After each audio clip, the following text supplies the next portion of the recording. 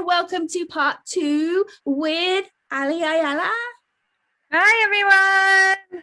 We have some fun questions for her. The first thing I would like everyone to do is, if you haven't, just subscribe, write a comment, tell us how much you're enjoying Cosmic Chats. If you have your own channel, we want to help support you. So pop that in their comments and we will go and subscribe to you. We want to create a nice community here. Ali, if you didn't check the first one out, which you should, is amazing. She was part of our first live stream just after the election in 2020 when we were all locked in COVID. She did Reiki. She's also an astrologer. She is a mom and she's had some crazy awakenings. But the first thing I want to ask her, completely seemingly silly, is when you fly in your dreams, how do you fly?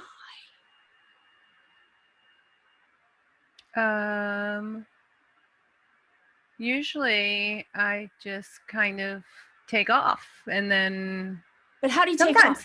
I'll actually be running. Well, there's different things that happen. Sometimes I'm actually on a cliff and I decide to step off, or sometimes I'll be running and then all of a sudden the running turns into flying.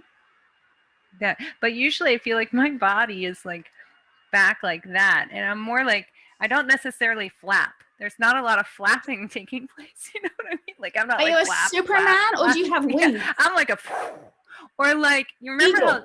Have you ever seen Neo fly? The guy that's in the Matrix, and he kind of like, and he takes off. I think, yeah, I'm like a superhero flyer. That's what it comes down to. I just realized this about myself. Yep. So you're feeling good. You have acknowledged the superhero within you. Yes. Which we all know as a mom anyway. Now, I don't know if your children are picky with food, but is there any food that you don't like, which you wish you did? I'm pretty good with food. I eat all kinds of food. Although one time I tried to eat octopus. Have you ever tried to eat octopus? The suckers stick on in your mouth and stuff. What is it? Well, what's calamari? Is that squid? That's yes. Oh, yes. So I got really sick when I had octopus. I mean, I got really sick. Again, for some reason, I'm talking about throwing up again. I don't know why this is happening. You can go watch the first one. I do it a lot. She almost killed baby Jesus with a stomach bug. You can find out about that as a child. That was her trauma. Now it's the octopus. Let's just go into so you wish that you liked octopus, you could eat it? No, I don't even wish I liked it, to be honest. And then the other one that popped in was okra, and I'm like, the thing is, I think I'm okay with not liking the things I don't like. Like, I have no remorse. I'm like, I don't like that. I'm okay with Unlike the play with the baby Jesus, you have a little bit of remorse, but okra, no. Yeah, okra, no. And octopus, no. Yeah. And I'm not allergic to any foods either. So it's not like I'm sitting there and I'm like, I wish I could eat that and I can't, kind of thing. Mm-hmm. So I love food. Do you see repeating numbers regularly? Yes, I do. Share.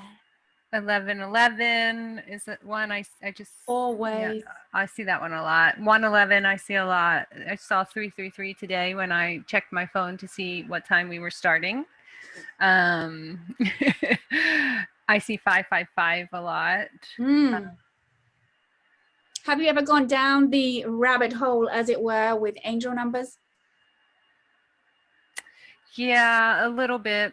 I mean, I have a lot of repeating numbers in my personal numbers. So, birth date, phone number, social security number, all those kinds of things have a lot of repeating numbers. I have a lot of 11s, a lot of 9s, and a lot of 8s. Interesting. Where in the world have you not been to, but you might like to? Oh, number one is Greece. I want to go to Greece so bad, and I want to stay there for a little while. I'm going to go and I'm going to stay for a little while. And that's because you want to see the oracle? Kind of. I feel like I'm going to become the oracle when I get to Greece. I am her. She is me. Yes, exactly. And you'll just land in the spot and you'll touch it and be like, ooh, ascension. Yeah. Yeah, that's what's going to happen pretty much. Yeah, I'll come with you. All right. What is your favorite phrase that you like to say? It doesn't have to be in English. You don't have to be related to the meaning of it. You just really enjoy saying it. My favorite phrase that I like to say, there's nothing coming to me. That's it. There's nothing coming to me right now. Check back when I feel nauseous. And then it will all come out. Did you have any nicknames as a child? I did. I had a lot of nicknames. So I was called Kitty for a long time, instead of Kitty. I guess I was like a kid. I don't know, Kitty.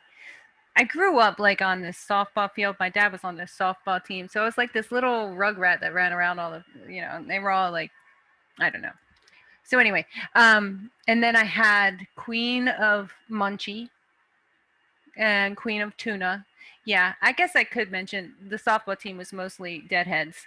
So they called me Queen of Munchie and Queen of Tuna, because I was always eating. And they were all jealous that I got to eat while they had to play softball in the heat.